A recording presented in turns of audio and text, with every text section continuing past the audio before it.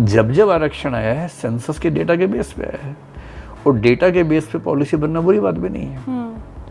अब जो डेटा आएगा उसके बेस पे आरक्षण को, देखिए आरक्षण तो देश में है ना, वो खत्म होने वाला है, फिलहाल तो नहीं होने वाला है, बहुत लंबा समय लगेगा उसमें, लेकिन सबके हित में है कि वो साइंटिफिक हो, रैशनल हो।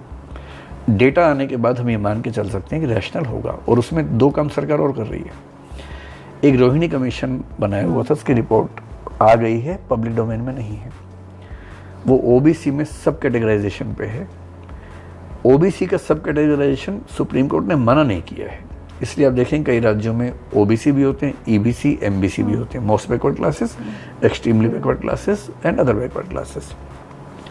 भाई अगर 10 जातियाँ ओबीसी में हैं, रिजर्वेशन का फ़ायदा उन 10 में से एक को सारा मिल रहा है, और सरकार कहेगी भाई 15% रिजर्वेशन में से इस जाति को 2% मिलेगा, बाकियों को 13 मिलेगा। लॉजिकली ठीक बात है कि फ़ायदा इक्वली बंटना चाहिए। इसको बोलते हैं सब कैटेगराइजेशन या सब क्लासिफिकेशन। ओबीसी के मामले में सुप्रीम कोर्ट ने मना नहीं किया हुआ है, राज्यों में होता है, केंद्र में नहीं होता है, रोहिणी आयोग के बाद शायद होगा। एससी एसटी के मामले में सुप्रीम कोर्ट ने मना किया हुआ साफ साफ। 2005 में ईवी चेन्नैया का मामला था, सुप्रीम कोर्ट की 5 जजेस की बेंच ने मना किया था।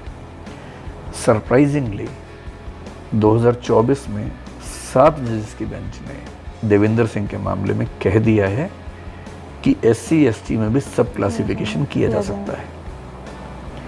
जिस दिन ये डेटा आएगा, मेरा ख्याल है कि रिजर्वेशन में बहुत बड़े चेंजेस आएंगे जो आने चाहिए। इतना ही नहीं, पसमानदा मुस्लिम्स कितने हैं संख्या नहीं पता।